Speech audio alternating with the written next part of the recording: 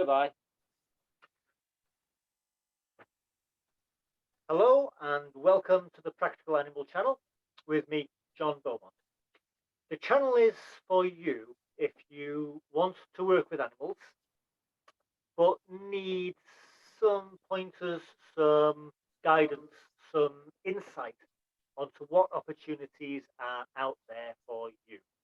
Maybe you want to work with domestic animals, maybe you want to work with wild animals. Maybe you want to work with wild animals in the wild or in captivity. Whichever, every week we try and provide insight and guidance for you. Very often, usually most weeks, we have an interview with an animal industry professional who we ask about their skills, about their personal qualities, what it took for them to be doing their job. Today, my special guest is James Knight. James is the head falconer at the Falconry Centre 2 Bird Experiences, which is based at the Riverbourne Community Farm in Salisbury in Wiltshire, here in the UK. And James joins me now. James, welcome to the Practical Animal channel. Thank you very much. James, first of all, what can you tell us about this fantastic bird on your fist?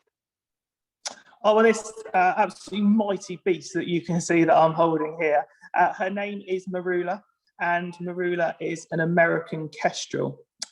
She's quite a special member of our team because she actually came to us as a rescue bird, this one. She was literally just found in someone's back garden. So we don't really know anything about her. We're not really sure how old she is or how long she was out in the wild for. We know she's captive bred, but apart from that, we weren't able to trace any owner or breeder or anything like that. So she's a little bit of a mystery. But as soon as she was found in this woman's back garden, she went out to have a little look at Arula, obviously seeing it was quite an interesting bird sitting in her garden. And Arula decided to jump off the floor, sit on her shoulder and start talking away to her. So straight away she knew she probably wasn't wild. And we've had her for probably it's coming on for about 3 years now. So yeah, she's quite a special little rescue that we had in. That's great. James, for people who don't know a lot about falconry and birds of prey in captivity, how can you tell Arula was captive bred? Well, there's a couple of factors. I mean, one of our major things with her is just like if you've got a domestic cat or dog, how you might put a microchip or a collar on them. Little Arula here has got a little identification ring on her left leg, which is what we call a closed ring. So it means that she was put on her leg when she was a chick, and then as her body grew, it sort of grew to the size of the foot where the ring couldn't fall off. So we knew that that was put on her as a chick. Obviously, being an American species as well was quite a bit of a giveaway for us. That'd be quite amazing if she did pop over, but it'd be quite cool to think. But also just her behaviour. So Arula is behaving how we call as being an imprint. So she's very vocal. She's very happy just to be around people, which kind of shows us that she was, I'm 99% positive, she was reared by a person rather than her natural parents. So very vocal. And yeah, very sort of no fear of humans, should we say. That's great. Yes, I'm glad you mentioned imprinting, because for people who don't know but who are curious, imprinting is a tool that bird of prey keepers and falconers use, and it basically means, doesn't it, that the animal thinks it's human. Is that right? Yes, exactly. Yeah, I mean, Arula, bless her, she basically thinks she's a little person in a bird suit, or that I'm a bird in a human suit, one or the other. And that we're kind of all the same, really. Yeah, there's a beautiful description of an imprinted bird. Sorry, due to the bandwidth, we got cut off there. Sorry, carry on. Yeah, so with Arula here, being an imprinted bird, she kind of thinks she's a little human, bless her, in a bird suit. And she kind of loses that fear that me being naturally, humans are a predator species. She should naturally have a fear of me, which that is just gone because she sees us as all the same and that there is no difference between us. Yeah, there's a lovely description in the book Last Chance to Sea by Mark Carwadine about Pink, the Mauritius Kestrel, which was an imprinted bird. Of course, imprinting was described by Conrad Lorenz, wasn't it? Anyway, moving on. James, you are a professional head falconer. Can you describe, please, how did your career progress? How did you become head falconer? Well, my sort of career progression was very much a practical base, to be honest. I've never been academic, I guess you could say. I never did badly in school, but it was never I could never see myself going to university or anything like that. So I spent most of my time volunteering. So where I used to live, there was a bird of prey centre very close, which was the Hawk Conservancy Trust in Andover. Fantastic bird of prey centre. I started volunteering there since I was 16, so as soon as I was able to. And I remember them saying to me that I need to take a day off because I was just there every single day without fail, just carrying on, doing anything that I possibly could, from changing bins, scrubbing benches, cleaning aviaries, whatever it was, I would do it just to be around the birds. And I was there for probably about 18 months as a volunteer before I was lucky enough to be taken on with an apprenticeship there, which was a scheme where we actually gained a qualification out of it, which I did for 3 years there, and then went on to become staff afterwards, sort of after, I guess, proving my worth, I guess you could say. So yeah, it was very much the guys there teaching me, or from a practical and a theory base, on all animal husbandry, not just the birds of prey. I mean, they've got things like donkeys to meerkats there as well. So there is a real range of different birds. So I was very, very lucky, very more right time at the right place, and lucky to have that. And then went to another collection after that, which was Bird World. And I worked over there as a maternity cover keeper, gained some experience with non-raptors, which is very interesting. A lot of things like parrots and pelicans and things like that. So incredible range of birds, before sort of gaining the experience to move here to 2 bird experiences. Fantastic. Tell me, James, what skills does a person need to be a head falconer, to be a falconer, to be a professional display giver? I think there's a couple of key things I think everyone sort of needs to have in some degree. One of those is just being able to speak to people, sort of having the confidence, I guess you could say, whether that's to a crowd of 500-600 people or whether it's just one-on-one with a member of the public. I mean, don't get me wrong, I was incredibly nervous when I first started, and to be honest, I still am now. Any time I go out before a display, I have absolute butterflies in my stomach, and I have immense nerves. But once you step out there, or once you start talking to someone, it just flows away and it all becomes natural. And I think the confidence grows from the passion for it. And if you've got that passion there, it doesn't have to be with birds. It can be with whatever animal in whatever industry it could be. If you've got that passion there, then the confidence will grow. Your knowledge will grow because you're passionate, you'll want to learn more, you'll want to keep enhancing what you can do. So I think, to be honest, if you've got the passion there, everything else will fall into place. But yeah, confidence is a big one. Patience, particularly with birds of prey, need a lot of patience.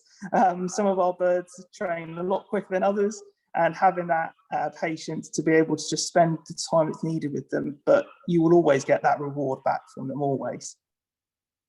What about personal qualities needed, James, or the skills as well? So you need to know electronics or telemetry, the ability to do the falconer's knot. What else? Yeah, that's it. There's definitely a load of practical aspects, as you've mentioned there. So we, especially these days as well, compared to when I first started doing this job 10 years ago, there's been so many progressions in things, as you say, like technology. So being able to use the radio receivers that we use, I mean, that even from when I started, we have things now like the GPS that we never had back then, where we can just tell exactly where the bird is, how high it is, how fast it's flying, things like that, learning about the equipment that the birds wear as well. And there's so many forms of the equipment that we have. Sort of, you've got the basic training methods as well, and there are so many, as you know, so many different ways in which birds can be handled and trained.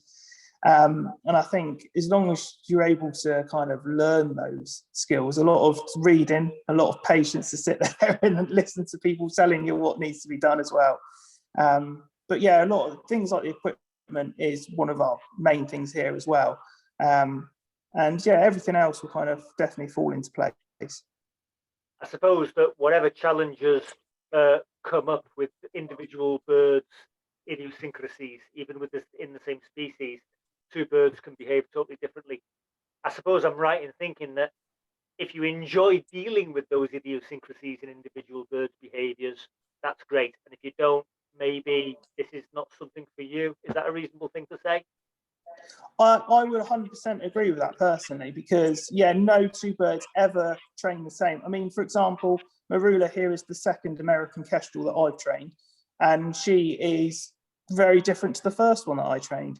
And equally, there's plenty of opportunities where I've trained two birds of the same species and they have behaved or come out completely differently. And I think you do have to kind of really, again, the patience, but revel in that challenge. And at the same time as well, even for people that have been doing it for a long time, not necessarily if you want to get into falconry or start it, but people who've been doing it a long time, I've done it before. I've been sat with a bird trying to work out what to do, and I'm just hitting a dead end and I'm thinking, oh, I don't know what to do.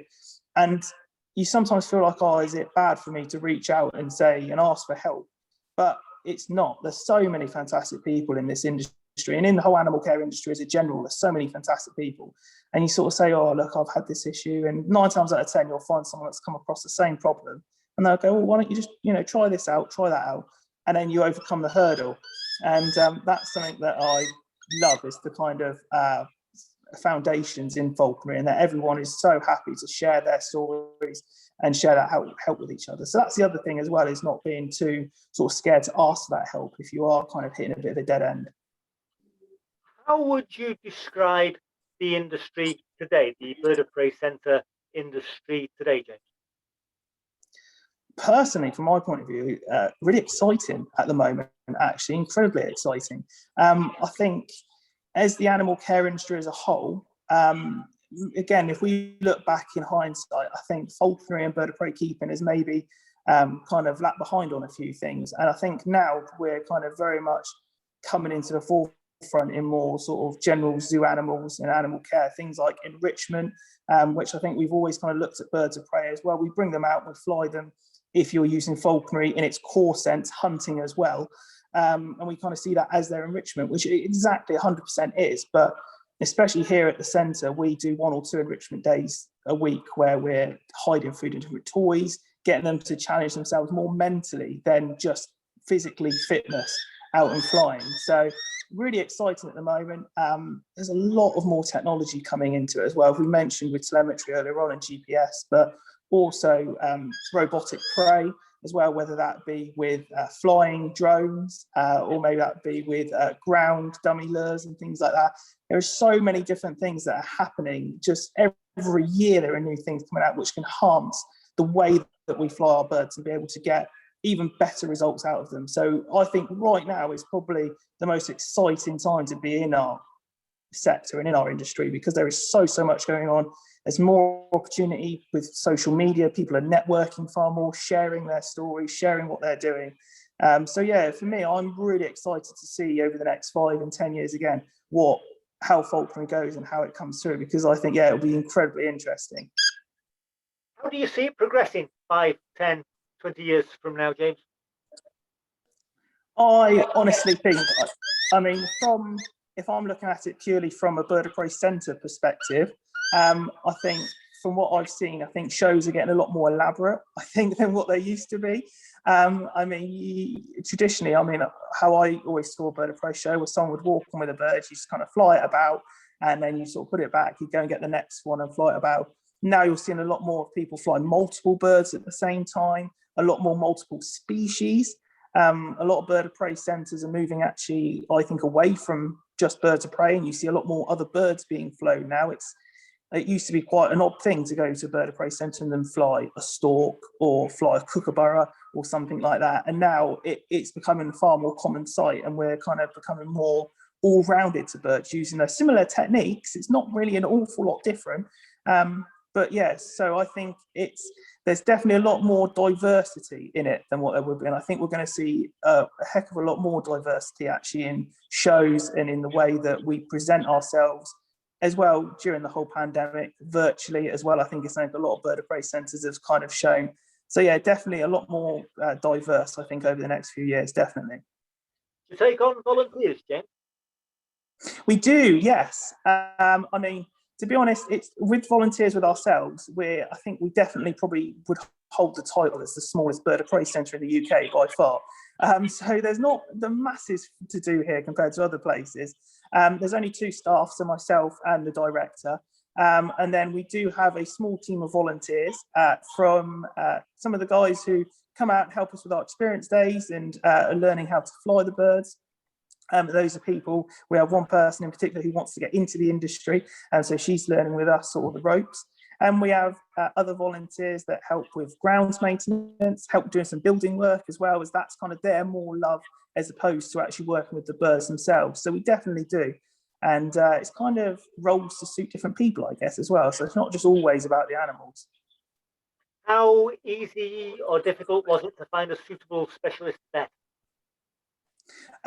We're incredibly lucky where we're based here in Salisbury. So just literally an hour's drive away, we get to Swindon, and we have Great Western Exotics there. So formerly, obviously, with Neil Forbes, but now we have Tom Dutton as our avian vet, who is absolutely phenomenal. Anyone I ever speak to, I always recommend him because for me, I've not met a vet like him at all. Honestly, he's absolutely top of his game. He really is. And helps because he is a falconer himself as well. And I think if you've got a falconer treating your birds, they get exactly what you have to do when it comes to the rehab afterwards and to treatment. He understands exactly what is possible and what isn't. So yeah, we're incredibly lucky personally. That's great. James, have you got anything else that you would like to add? That's a very interesting question. That one is, yeah. I mean, honestly, I think more, well, I suppose I would not necessarily aimed at people who want to start getting into the whole animal sector industry, but sort of don't be disheartened when you're trying to get into it either, because it is difficult and it is really hard. And I've known plenty of people go for a long time and not even, I got lucky starting when I was 16, but people who want to change into the animal industry later on in 20s, 30s, even picking up in their 40s and so on. And, sort of, if it is your passion, as I mentioned earlier on, and it's something that you really want to get into, there will always be people like myself, even people who don't volunteer with us, we have falconers that come here and we help show them how to maybe do certain health things with their birds they're not sure of before, or all manner of different things that we can do. And we help out as many people as we possibly can in any way. And I think you'll be surprised if you sort of reach out there how many people there are willing to help you. And equally, when I started at the Hawke Facility, a fantastic place, and I ended up being there for about 5 years in total. And it was really scary for me to leave there and go to another bird collection. So equally, if you're in the industry and you're doing something, can you think, oh, maybe I want to just learn something a bit different or try something different? It is incredibly nerve-wracking, but it was really worth it for me. I saw both fantastic places, but I just saw a completely different style of the way birds were flown, kept. And for me, that helped when we came here to 2 bird experiences and we sort of were able to pick the very best bits of those collections. And equally, my director that's been at some different centres as well, and we kind of sat down and picked which were the best bits that we felt worked most of all from all of those. And together we built what we believe is a really well functioning centre out of it. So I think definitely don't always also sort of think about one way of doing things. There are loads of multiple ways to do it. And that's one of the greatest things about bird of prey keeping in our sector, is that there are so many ways to get the same end result. And for me, I find that quite exciting, actually, that there's not just one way to do it. I love the fact that there's multiple ways that someone can get a bird like Arula here to fly loose. So I think that's fantastic. It really is. What are your aims there? Is it to build up the collection? Yeah, like you said, 7 birds. That's an interesting number for a centre. Are you aiming to do what? Build up the centre, breed endangered species, rehabilitation? What are your goals with the centre, James? Myself and my director had two main aims when we set up the centre. So we built it up together. We only started building back in January 2019. We unbelievably actually launched the company technically in April 2020. So literally the worst possible time you could ever think to launch a company at all. Sometimes we are amazed that we're still here, but we've managed to slowly but surely get through everything. But our two main aims, were conservation and education, were our two main aims setting this up. We want to contribute to conservation here at home. Our site as well, we're very lucky that the whole farm that we're on is actually just under 70 acres in size. And we've put up multiple nest boxes for bird of prey species and songbird species as well. So all manner of different things, hedgehog houses. We're currently doing some work to actually, some of the meadowland, which was just pasture, is being changed into wildflower meadows, around about 35 acres of it into wildflower meadow, which will be a fantastic project over the next couple of years. We have the river Bourne just running through us as well. So we have lots of wetland species here, from kingfishers to otters, which again, we've been sort of working the natural area to try and sort of work to look after these species as best as possible. So the farm itself is a fantastic site, and not just us, but the team at Riverbourne Community Farm working on that to get the whole centre looking fantastic. And if we can, global conservation. We're currently part of Project Lugger, which is a fantastic conservation project, which in the falconry sector is very, very well known now, even though it's not been going for a very long period of time.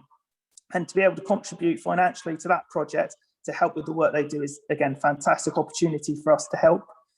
And then education, as I say, our team being very small, we do a lot with schools as well. We have a lot of school children come to the farm itself, and then also we go to farms normally as well, outside of pandemics and such like, where we can hopefully educate the next generation. And we've had so many, particularly younger kids, actually grow a fantastic new love for birds of prey. And for us, they don't have to go on and be a falconer or be a bird trainer somewhere. That's not necessarily our aim. If they do, fantastic. I mean, that's great. But just to have this love of them, so that, again, in the future, the education ties into the conservation. And if we have a generation growing up respecting and loving birds of prey far more, then there's far less persecution, etc., and sort of misbeliefs about them, which, again, will just help their conservation in the future. So, yeah, that's been our main aim. It'd be lovely to have more birds in a larger centre, etc., hopefully in the future. But the two main aims for us has been that conservation and the education, which for us, we don't need sort of 40, 50 birds to do that with. I think, you can show someone a bird like Marula and they can equally fall in love just as easy. That's absolutely remarkable. Something that you said earlier, James, about, and in our email correspondence, you said that you launched officially about, what would it have been, 1 month into the world's biggest crisis? In terms of personal qualities that we were talking about earlier, gosh, what does that say about you guys? Courage, resistance. What a fantastic thing to do. How hard was it for you? Did everybody tell you were crazy or what? Yeah, everyone, pretty much crazy is the nicest way you could put what people were calling it. Yeah, definitely. I think, we definitely, I think it was back in February. So in February of 2020, we gained our animal activities license, which we needed in order to function as the company. And then obviously March came. I believe it was the end of March when the first lockdown began. And we just looked at each other and went, we've come this far. We spent over a year building, getting all the birds set up, trained, ready to go. We've achieved what we set out to do. We can't just not do it. So we did a virtual launch day through our social media platforms in, I want to say 6th of April, but I'm probably going to get that wrong. But it was the beginning of April. And we just decided to go with it. And we were sort of mainly functioning as a centre through social media, through our Facebook, Twitter and Instagram, showing people what we were doing, what we were getting up to. And then when we came out of lockdown, we didn't open straight away because the farm itself, we needed to become sort of quite COVID compliant. So we didn't open up until the September of 2020 that we actually started welcoming people back in, and we started running our experience days, which was incredibly exciting and nerve-wracking after being sort of open technically for so long. And not actually doing any proper work, but we were fantastic and very lucky. A lot of people came to see the birds, joined us on our experiences, etc. as well. Then obviously we got hit with more lockdowns as time went on. We were quite lucky here in Wiltshire. We stayed in tier 2 for quite a lot of it, so we got off quite scot-free for a lot of things. But yeah, it was very difficult with the lockdowns. But again, we've just tried to keep everyone updated on our social media platforms, etc. as we've been going on. But yeah, I'd probably say the hardest year, I guess you could say, hardest year of both mine and my director's lives. It really, really was. Definitely the hardest thing we've ever had to do. And I reckon probably the hardest thing I ever will have to do. I always have huge admiration for people who take the plunge and launch a business, because I always imagine that the day after they launch, the world is going to be transformed into some kind of national crisis. And that's indeed what happened with you guys, isn't it? Oh, fantastic. Yeah, exactly. You couldn't put it better, really. I mean, you go into it. I mean, we both put every bit of savings we had, everything into this before the pandemic. So we had also a lot riding on this as well. And we just, as you say, it takes a bit of a plunge to do it. And the pandemic didn't help. But in a way, it kind of spurred us on even more, because we thought, well, let's be honest, can things get much worse? So we thought, really, it can only get up from here, which I'm kind of hoping. I think definitely, particularly once we come out of this lockdown 3, I think it is, we're in now, I've lost count. Hopefully will be the case that we can get people back in the door, back seeing the birds fly, and welcome everyone back. It'd be fantastic. James Knight, head falconer at Two Bird Experiences Bird of Prey Centre. Thank you very much for being on the Practical Animal channel. No problem at all, John. Thank you very, very much again for having me and Arula. My absolute pleasure. Take care. Thank you. Thank you.